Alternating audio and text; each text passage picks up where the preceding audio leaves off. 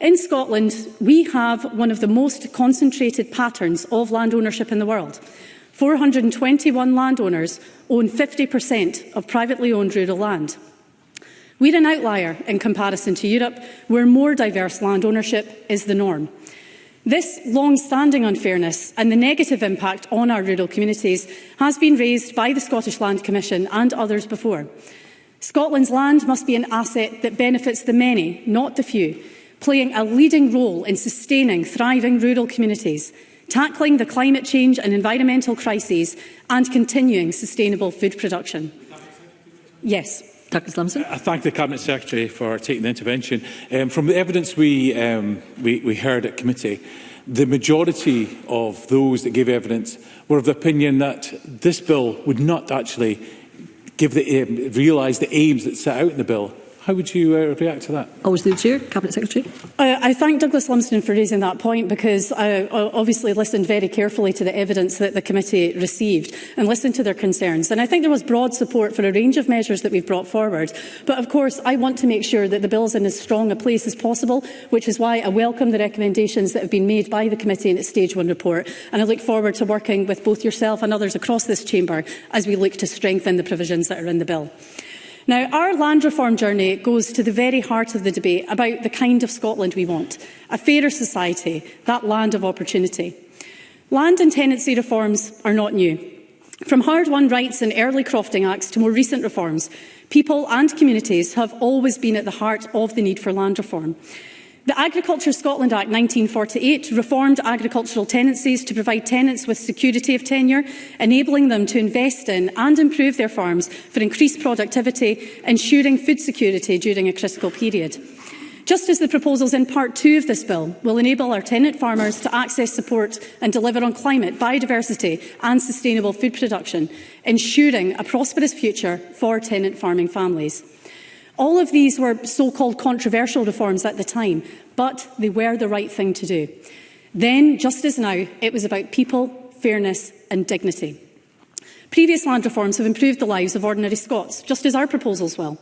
From early changes such as the abolition of the feudal system and the introduction of the landmark right to roam and community rights to buy by the Labour Lib Dem executive, to more recent improvements such as the introduction of assignation and relinquishment reforms for retiring tenant farmers and compulsory community rights to buy.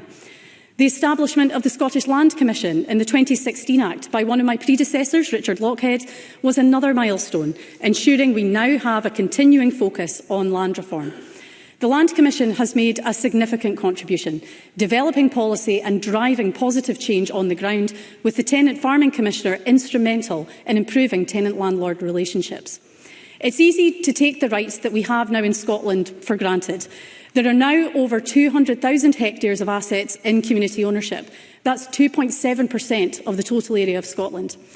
We've seen tenant farmers using their preemptive rights to buy their farms, creating opportunities for their families to invest and develop their businesses. And people across Scotland are able to benefit from responsible public access to Scotland's land. In England, the public only have access to about 8% of the country and no community right to buy.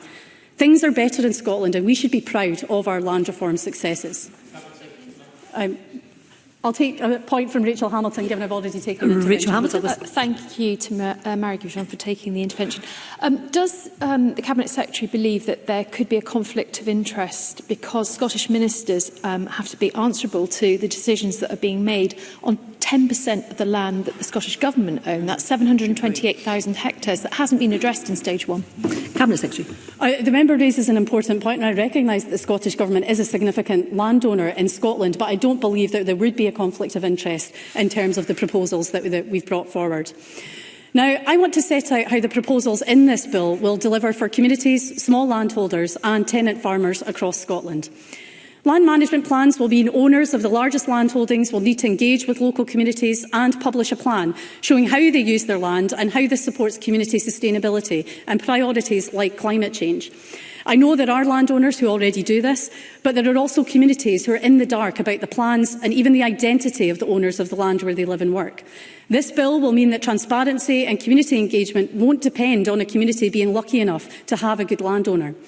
This bill will also require greater transparency of land sales, expanding options for community right to buy. Large landholdings often don't sell for long periods of time, meaning communities can be unprepared or even unaware if the sale takes place off-market. Our proposals will mean that local communities are informed and have greater opportunity to make a community right to buy application. For the first time, this bill will give Scottish ministers the power to intervene in large land sales on the basis of the public interest. Where it would help support local communities, ministers could require land to be sold in a way that allows for a wider range of buyers. This bill will create the potential to spread opportunity, putting the well-being of our rural communities at the heart of decisions over how land of this scale is sold. Now, despite these new powers, I know there are some who believe we're not going far enough. I understand the frustrations of those who would like us to go further and to go faster. I am listening and stand ready to work across this chamber to build on and improve the provisions in the bill. Yes, I will. Mercedes Vialba. I'm grateful to the Cabinet Secretary for taking an intervention on that point of going further. And does she recognise that, provided their bank balance is big enough, there's currently nothing to stop someone from buying up all of Scotland's land with no questions asked? And so isn't it time that that changed by introducing a presumed limit on how much land anyone can own? Cabinet Secretary. I thank Mercedes Vialba for raising that point. I mean, there are all sorts of issues in relation to that, but I do believe that the proposals that we've brought forward in this bill that have been scrutinised by the committee will go a long way in terms of making land ownership more transparent, involving communities in that process, as well as generally increasing the diversity of ownership of land in Scotland. Now, I'm sorry, I do have to make progress.